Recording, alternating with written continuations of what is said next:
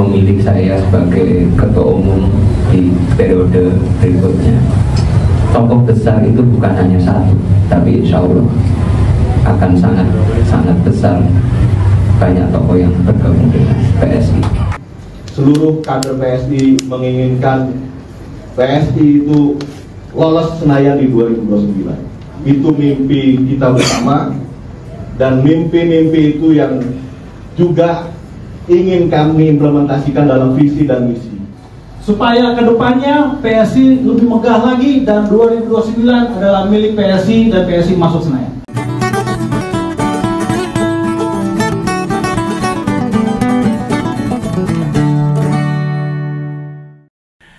Ngompol itu ngomongin politik atau ngopini tentang politik. Ya kita coba kembali. Kita nyorotin ajang kontestasi soal pertarungan calon-calon ketua umum partai politik dari PSI. Dan Gawat itu jundil, kaget. Lalu setelah sebelumnya Pak Jokowi dikabarkan nggak jadi calon. Lah kok sih eneng jenenge Mulyono.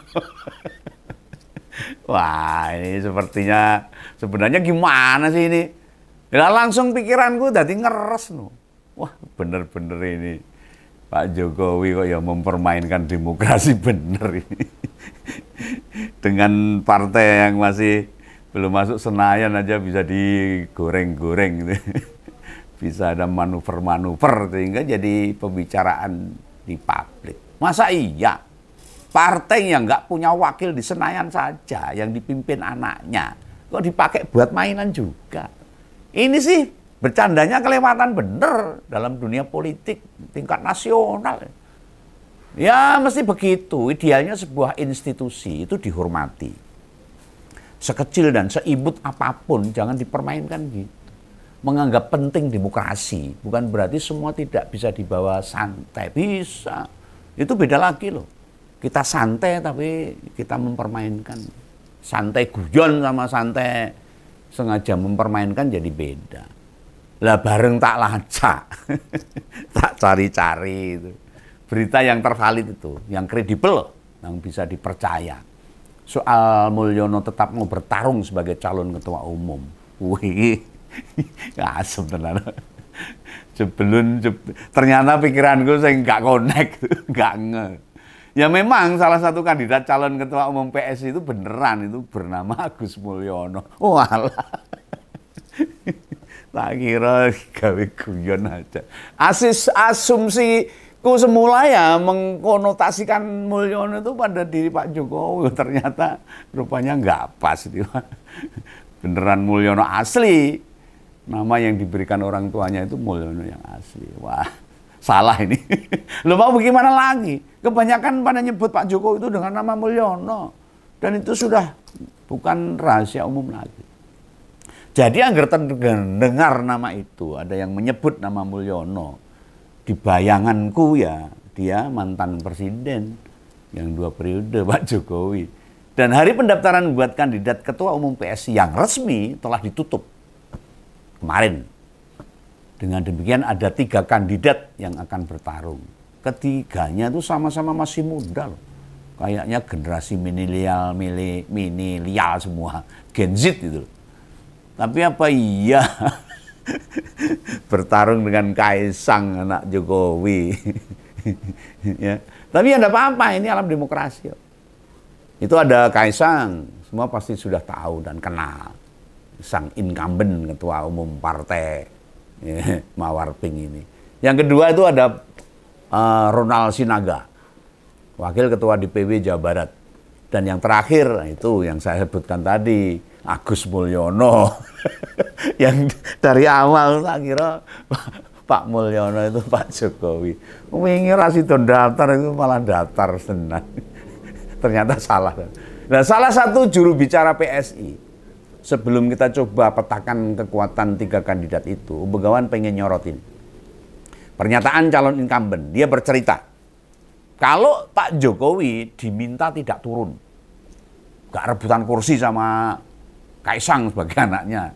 Nah, sang bapak pun untungnya manut. Ya, kebetulan Pak Jokowi sekarang lagi fisiknya tidak menguntungkan. Ya, mesti dalam edisi ngompol sebelumnya wis tak duga tuh. Niatan Pak Jokowi ke PSI nyalon ketua umum sekedar hanya gojekan, gimmick, ya, cuma candaan, targetnya jelas, gen menarik perhatian publik, sekonyong-konyong order itu. PSI itu punya posisi tawar tinggi. Wow, lo ini lo mantan presiden aja mau daftar sebagai ketua umum partai, hanya gitu aja. Loh, dalam kajian ilmu politik, omon-omonnya Jokowi itu murni manuver, biar pada tertarik. Oh, itu strategi politik sebuah partai politik. Nah, penolakan Kaisang soal peluang bapaknya gabung, kesannya bijak. Nek bagiku ya gue embel, nggak bijak gitu. Ya main-main lagi. Hanya kayak wong pingpong aja. Loh, cara mengangkat kredibilitas partai, menaikkan harkat dan marwah partai yang berjuang sungguh-sungguh untuk rakyat. Ketertarikan Pak Jokowi turut rebutan posisi ketua umum justru kontraproduktif. Ya mungkin bisa dibilang Pak Jokowi itu wes kebanyakan kursi. Gimana agak kebanyakan? Dia malah bisa produksi kursi sendiri loh. Ekspor itu.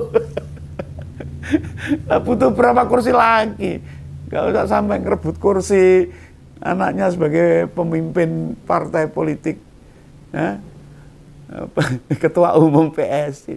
Loh, memang kursi yang dihasilkan sama Rakabu perusahaan Pak Jokowi itu kalah mentereng dengan kursinya PSI. Lalu pada waktu konferensi pers, Gibran itu memaparkan janji politiknya.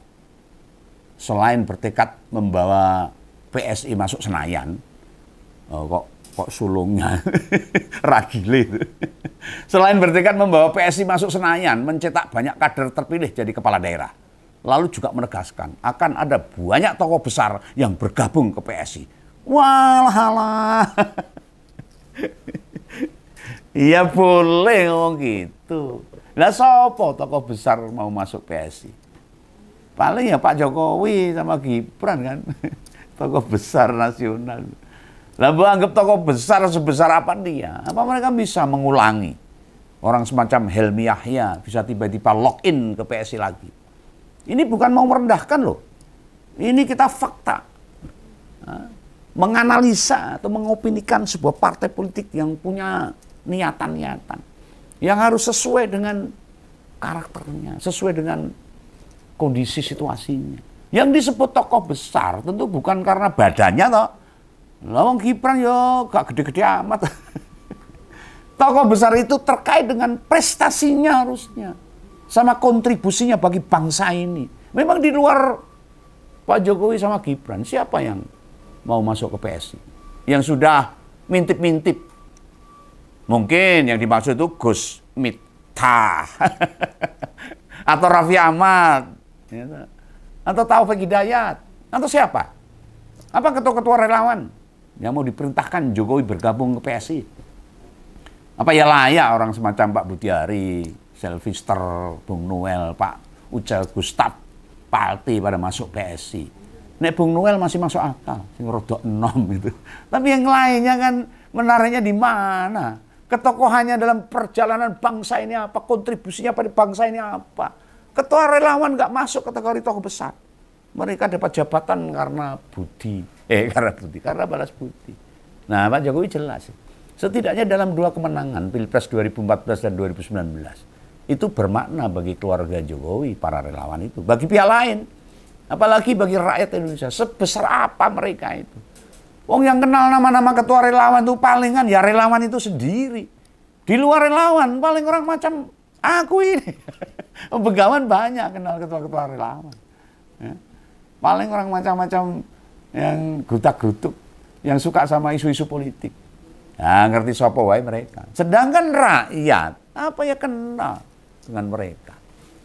Yang pantas buat ditunggu. Tentu kepastian bila Gibran tetap non-partisan atau melu ke partai adiknya. Ini yang kita tunggu. Dia tetap sebagai pribadi atau nanti masuk ke PSI. Wah, nanti akan saya bedah lagi. Loh, hingga sekarang mesti senom punya jabatan Wapres. Kan seolah-olah nggak punya kelebihan. Kelebihannya Gibran apa saat ini yang kelihatan? Nggak ada lah. Partai yang ngajak gabung mana? Para petinggi partai, pandangannya mungkin wis kelewat negatif. Ditambah situasi sekarang, para politisi pelan-pelan namun pasti menjaga jarak dan menjauh dengan pribadi Wapres ini. Opsi yang terbuka hanya satu saja, pintu ke PSI buat Gibran. Kayaknya sih bakalan masuk dia, memperkuat Kaisang adiknya itu sebagai persiapan di Pilpres 4 tahun yang akan datang. Tidak hanya mereka berdua, bisa jadi Gubernur Sumatera Utara Bobi Nasution ikut juga tuh. Dia akan mundur dari Gerindra. Awas tadi gubernur mundur gabung ke PSI. Ya mungkin tidak sekarang. Ya palingan dekat-dekat tahun 2029. Ini prediksi Om kawan, boleh kan? Nggak nuduh.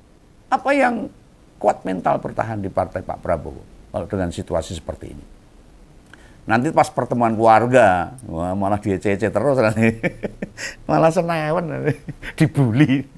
Nah dengan sekeluarga kemudian ngumpul, maka PSI ya bakal sama persis kayak partai lainnya. Ora nek bedane.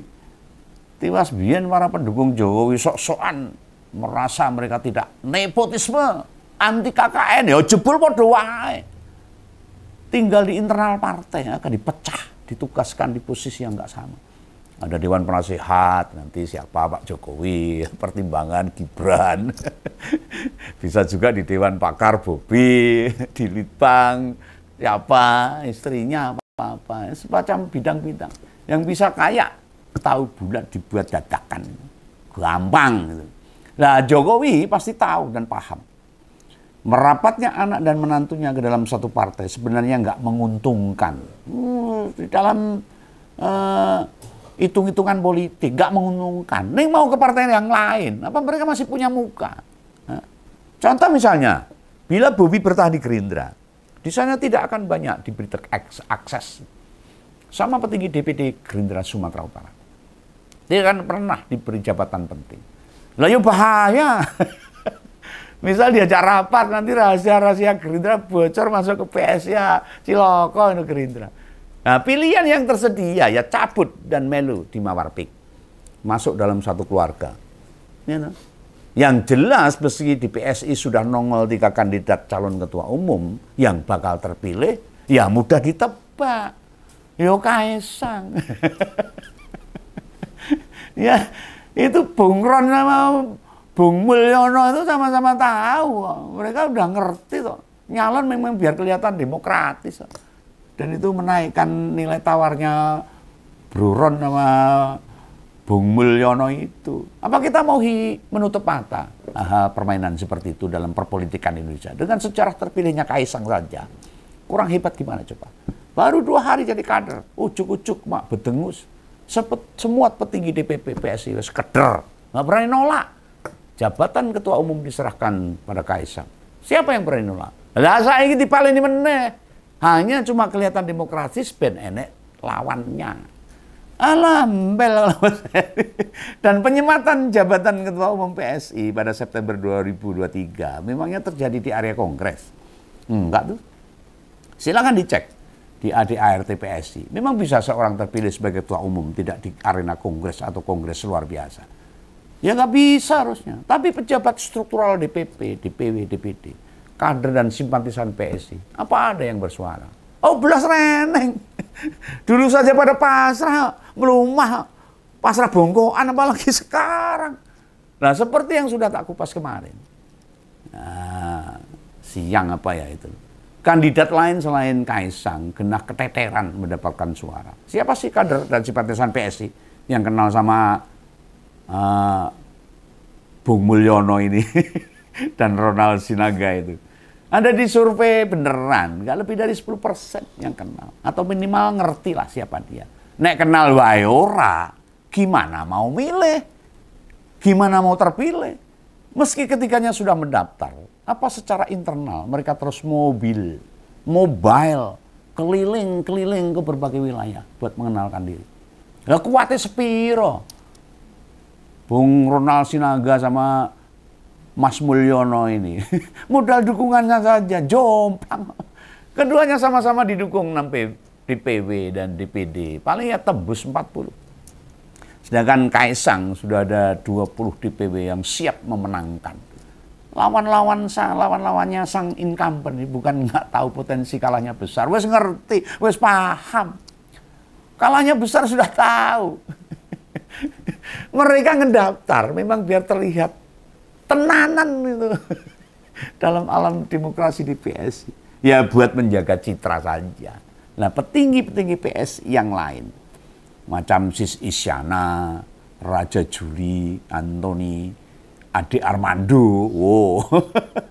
Dedek Prayuti yang jauh lebih visioner. Mengapa nggak ngedaftar calon ketua umum? Hah? Ngapain? Hah?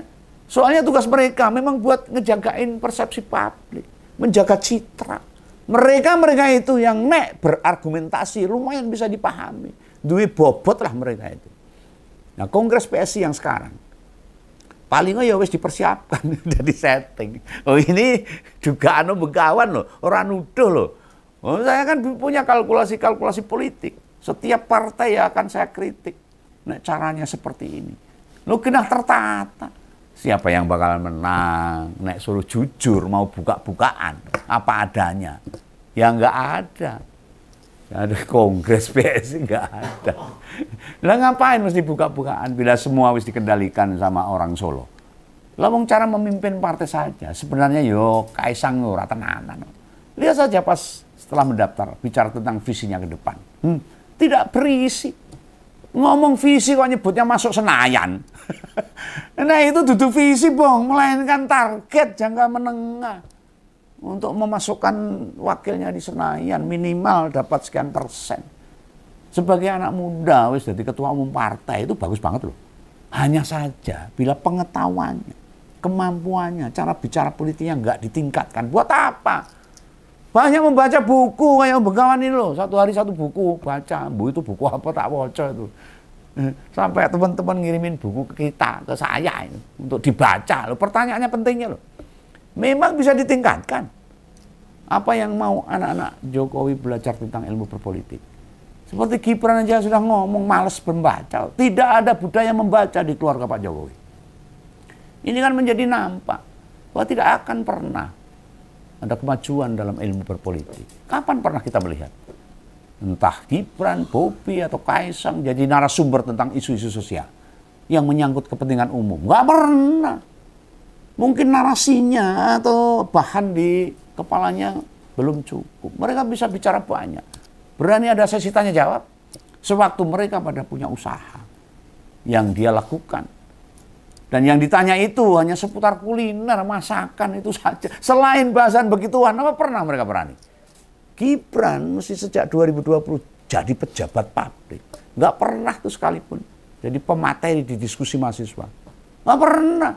Jadi ajang Kongres PSI yang memang buat panggung pertunjukan saja. Bersandiwara, hiburan di saat situasi politik lagi anyep-nyep-nyep. Ada tontonan politik. Nggak ada sesuatu yang nendang gitu. Nah kita pun tinggal menikmatinya sebagai masyarakat. Nggak perlu sampai terbawa arus. Nggak penting amat lah itu. Kayak wong legan golek momongan mencermati partai yang nggak jelas ideologinya itu. Nah itu saya kritik ini dari kawan supaya menjadi bahan-bahan untuk maju seperti partai-partai yang sudah ada di Senayan sana. Oke ya, jangan salah paham. Salam ngompol, jangan lupa subscribe. Salam Begawan.